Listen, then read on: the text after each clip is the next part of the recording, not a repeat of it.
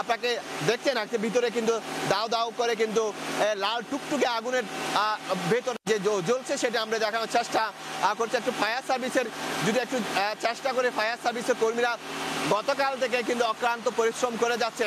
একটি পুরো টিম এই মেশিনটি চালানোর জন্য কিন্তু এখানে 10 থেকে 12 জনের একটি টিম কিন্তু কাজ করছে এই মেশিনের পেছনে। অর্থাৎ তারা রিমোট দিয়ে সে পানিগুলো নেভানোর চেষ্টা করছে, কিন্তু অতটুকু কিন্তু সে পানিগুলো আসলে নেভানো যাচ্ছে না। আপনি হয়তো দেখতেই পাচ্ছেন। তবে আসলে এই আগুনের ভেতরে আগুন জ্বললে কিন্তু বাইরে যেই আরো 5 থেকে 6টি এরকম গুদাম রয়েছে এবং সে চিনিগুলো রিফাইন করার জন্য যে কারখানাগুলো রয়েছে সেগুলো অনেকটা ঝুঁকিমুক্ত বলা যায়। তবে এই গুদামটি এখনো ঝুঁকিমুক্ত নয়, কারণ এই গুদামে যে বিশাল আকৃতির যে দেয়ালগুলো রয়েছে সেই দেয়ালগুলো যদি লার্ভার গরমে যদি সেগুলো যদি বের হয়ে পড়ে, অর্থাৎ দেয়াল যদি হেলে পড়ে যে ভেঙে পড়ে, তাহলে পুরো লার্ভা কিন্তু পুরো এলাকায় ছড়িয়ে পড়বে। ইতিমধ্যে পুরো কারখানার চারিপাশে কিন্তু এই পানির মতো হয়ে সেগুলো কিন্তু ছড়িয়ে পড়ছে পুরো কারখানার চারিদিকে।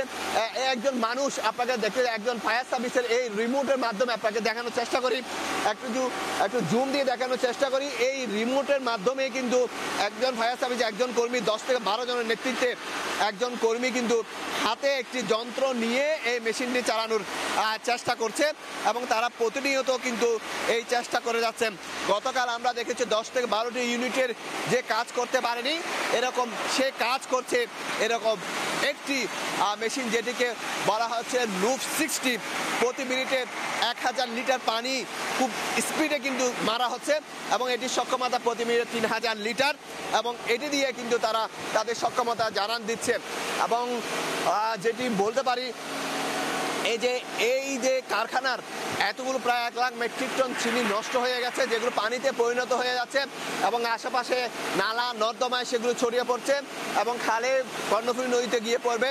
সেক্ষেত্রে নদীর দূষণ বাড়বে কিনা, যেহেতু পানিগুলো কেমিক্যাল মিশ্রিত পানি, একেবারে খুব খারাপ বলা যায় এই পানিগুলো, সেক্ষেত্রে এগুলো পরিবেশে দূষণ তো করবে সেটি বলা যায়।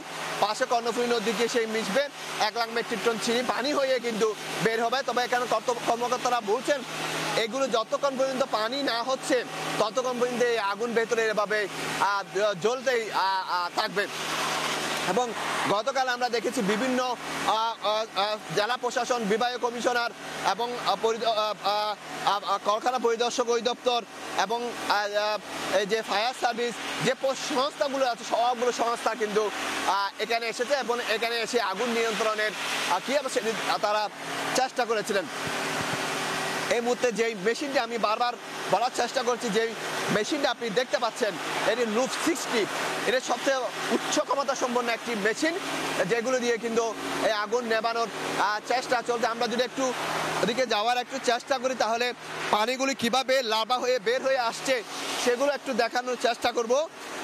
আসলে এই যে উচ্চ ক্ষমতা সম্পন্ন যে মেশিন সেটি দিয়ে কিন্তু পানি নেভানোর চেষ্টা করছে এবং পাশাপাশি অন্যান্য দিকেও পানি মারা হচ্ছে, কিন্তু এই মেশিনটি যেভাবে কাজ করবে অন্যান্য মেশিন সেভাবে কাজ করবে বলে মনে হয় না।